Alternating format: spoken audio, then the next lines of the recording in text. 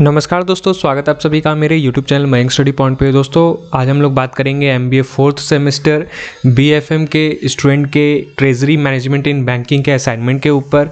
BFM यानी कि banking in financial management fourth semester, इसके असाइनमेंट को आज हम लोग डिस्कस करेंगे। असाइनमेंट सबमिट करने को बहुत कम टाइम बचा है, तो हम लोग इस असाइनमेंट को जल्दी से जल्दी कवर करेंगे और चाहते हैं कि आप लोग इसमें अच्छा स्कोर करो। तो चलिए वीडियो में आगे बढ़ते हैं। वीडियो में आगे बढ़ने से पहले मैं आप सभी को असाइनमेंट से रिलेटेड कुछ गाइडलाइन बता देना चाहता हूं जो NMIMS की तरफ से है कि आप अपना असाइनमेंट जो भी बना रहे हो वो 0% कॉपी फ्री होना चाहिए। आपके असाइनमेंट में 1% का कॉपी आया तो आपको कॉपी केस मिल सकता है। आप अपना असाइनमेंट किसी को शेयर मत कीजिए। आप अगर अपने असाइनमेंट में किसी तरह का पिक्चर यूज़ करो तो नॉन कॉपीराइट होना चाहिए, और साथ में अगर रेफरेंस लिंक शेयर करो तो वो शेयर करना बंद कर दीजिए। थ्योरी पेपर दे रहे हो तो थ्योरी पेपर में इंट्रोडक्शन, बॉडी एंड कॉन्सेप्ट और कंक्लूजन का ध्यान में रखिए, और न्यूमेरिकल दे रहे हो तो इंट्रोडक्शन, फार्मूला और स्टेप्स और कंक्लूजन का ध्यान रखिए। फॉन्ट साइज आपको 12 रखना है। फॉन्ट आपको एरियल या फिर टाइम्स न्यू रोमन रखना है। मेरे सजेशन में अगर एरियल रखोगे तो काफ़ी अच्छा प्रेजेंट करता है। साथ में आप सेंटेंस को हाईलाइट करने के लिए बोल्ड कर सकते हो, और सेंटेंस के बीच का गैप को 1.5 से आप अच्छे से प्रेजेंट कर सकते हो। तो ये सारी कुछ गाइडलाइंस है जो आपको असाइनमेंट में अच्छा स्कोर करने में और कॉपी फ्री बनाने में हेल्प करता है। तो हम लोग क्वेश्चन नंबर 1 की तरफ पहुंचते हैं, जहाँ पे हम लोग को 1000 वर्ड का लिमिट है 1 नंबर क्वेश्चन और 2 नंबर क्वेश्चन में। तो काफ़ी सारे क्वेश्चन रहते हैं, डाउट्स रहते हैं कि 1000 वर्ड नहीं हो रहा तो फिर क्या करें। अगर दोस्तों आपके क्वेश्चन में दिया हुआ है नोट करके कि आप 1000 से कम लिख सकते हो तो अच्छी बात है, वरना आप मिनिमम 900 और मैक्सिमम 1100 वर्ड्स लिखने की कोशिश कीजिए। और 500 वर्ड में अगर आए तो वहाँ पे 450 और 550 तक लिखने की कोशिश कीजिए। उससे कम लिखोगे तो हो सकता है आपके आंसर्स बहुत अच्छा नहीं दिखे और आपके आंसर्स में नंबर आपको अच्छा ना मिले। तो कोशिश कीजिए कि 900 वर्ड्स मिनिमम लिखने की कोशिश कीजिए। अब हम लोग क्वेश्चन नंबर 1 की बात करें तो क्वेश्चन नंबर 1 में यह है कि the clearing corporation of India, जिसको हम लोग शॉर्ट में CCIL कहते हैं, plays an important role in trading and settlement of forex and money market products in India. CCIL एक बहुत ही इंपॉर्टेंट रोल प्ले करता है ट्रेडिंग और सेटलमेंट एरिया में, जो फॉरेक्स और मनी मार्केट प्रोडक्ट्स होते हैं इंडिया के अंदर, उसमें। Discuss the role played by CCIL in trading and settlement of forex spot and forwards for bankers and FX retail for corporates।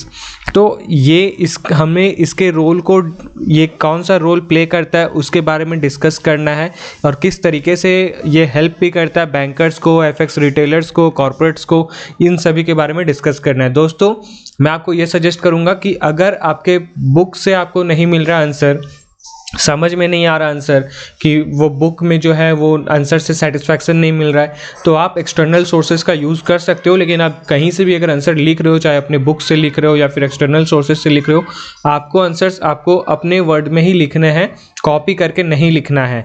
Different काफ़ी सारे साइट्स हैं, और आप लोग 4th सेमेस्टर में हो, यानी कि आपके MBA का लास्ट टर्म है, तो वो बहुत इंपॉर्टेंट है। तो आप लोग कोशिश कीजिए कि आप कॉपी आपको ना मिले, वरना पूरा का पूरा 2 साल का मेहनत आपका ख़राब हो सकता है।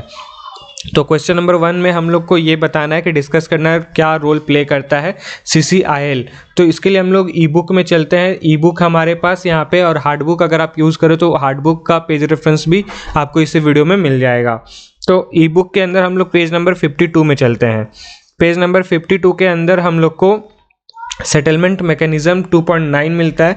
आप चाहो तो इसके बारे में थोड़ा सा लिख सकते हो, क्योंकि 1000 वर्ड कवर करने, तो आप लोग इसके बारे में थोड़ा बहुत लिख सकते हो कि सेटलमेंट मैकेनिज्म क्या होता है। और उसके बाद 2.9.1 में CCIL एंड FX क्लियर के बारे में बताया कि FX किस तरीके से क्लियर होता है, और इसके अंदर डिटेल्स दिया हुआ है ये क्या रोल प्ले करता है। आप इसे चाहो तो पॉइंट्स वाइज भी लिख सकते हो, और अगर डेफिनेशन टाइप में लिखना चाहो तो वैसे भी लिख सकते हो। लेकिन आपको ये पॉइंट्स को पढ़कर अपने वर्ड में लिखना है, और अगर सेटिस्फैक्शन आपको इस रेफरेंस से नहीं मिल रहा है तो आप गूगल का या फिर दूसरे किसी एक्सटर्नल सोर्सेज का यूज़ कीजिए, जहाँ से आपको आंसर सेटिस्फैक्शन मिले, और वहाँ से आप अपने आंसर्स को अपने वर्ड में लिखने की कोशिश कीजिए। तो यहाँ पे यही है इस बुक के अंदर। तो यहाँ पे मैं अपना पहला क्वेश्चन को कवर अप करता हूँ, जहाँ पे आपको पेज रेफरेंस दिया हुआ है और आपको कंटेंट क्या लिखना है वो दिया हुआ है।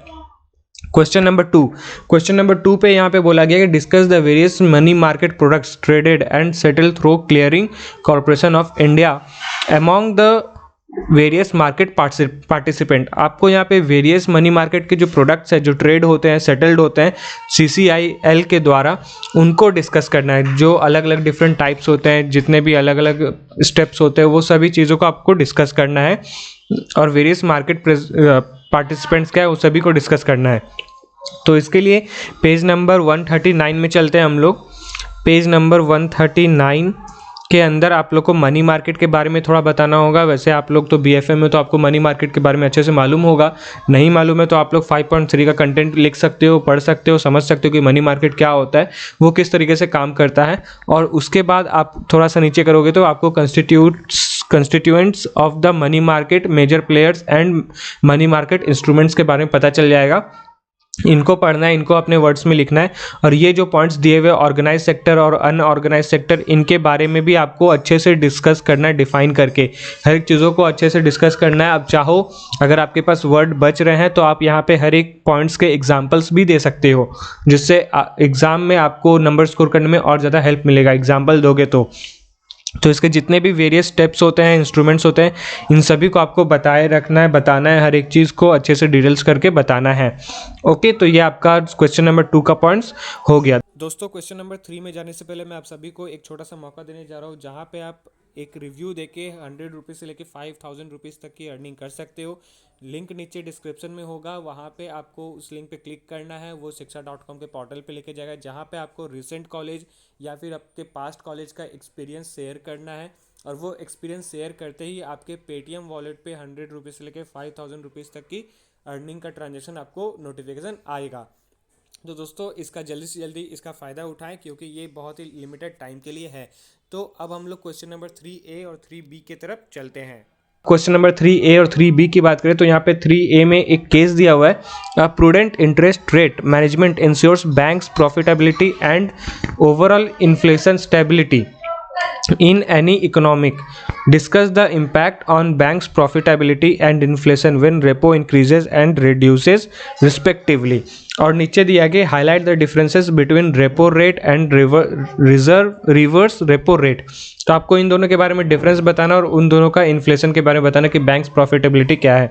दोस्तों अगर मैं आपके बुक की बात करूं तो आपके बुक में मुझको पेज नंबर 51 में बस बहुत छोटा सा कंटेंट मिला रेपो, रिवर्स और MSF का। तो आप चाहो तो इसे लिख सकते हो, इसको लिख के आपको इसको पढ़कर आपको अपने वर्ड में लिखना है। और साथ में अगर इससे कुछ समझ में आए तो आप डिफरेंस भी बता सकते हो क्वेश्चन नंबर B के लिए। और इसके लिए आप एक्सटर्नल सोर्स का अगर यूज़ करोगे तो वो बहुत ज़्यादा अच्छा होगा, वो आपके लिए बेनिफिशियरी होगा। अगर आप इस बुक के कंटेंट को फॉलो नहीं कर रहे हो तो मेरा सजेशन यही है कि आप अगर एक्सटर्नल सोर्सेज का फॉलो कर रहे हो तो वो काफ़ी बेहतर होगा, आपको ज़्यादा अच्छा पॉइंट देखने को मिलेगा। इसके अंदर बस इतना छोटा सा ही दिया हुआ है, तो जो मुझे तो 3A और 3B के आंसर के लिए बहुत ज़्यादा अच्छा नहीं लग रहा है, तो मैं आपको यही सजेस्ट करूँगा। लेकिन अगर आपको ये पॉइंट्स भी लिखने हैं तो आप लिख सकते हो। ये आपका सोर्सेस है जहाँ पे मैंने आपको रेफरेंस दिया है पेज नंबर 51 में, जो आपको वहाँ पे लिखना पड़ेगा कि बैंक्स प्रॉफिटेबिलिटी क्या है, इन्फ्लेशन में क्या है। ये सारा चीज़ आप 3A और 3B में लिख सकते हो। तो दोस्तों आज के लिए बस इतना ही। उम्मीद करता हूँ कि आप सभी को मेरा वीडियो पसंद आया होगा। तो ज़्यादा वीडियो को लाइक करें, और अगर आप चैनल पर न्यू हैं तो चैनल को प्लीज़ सब्सक्राइब करें, प्रेस करें बेल आइकन को भी, ताकि आपको हमारे आने वाले वीडियो का नोटिफिकेशन तुरंत मिले और आप उसे मिस ना कर सकें। तो मिलते हैं हमारे अगले वीडियो पर, तब तक जुड़े रहे मैं स्टडी पॉइंट के साथ। वीडियो को पूरा देखने के लिए आपका बहुत बहुत धन्यवाद।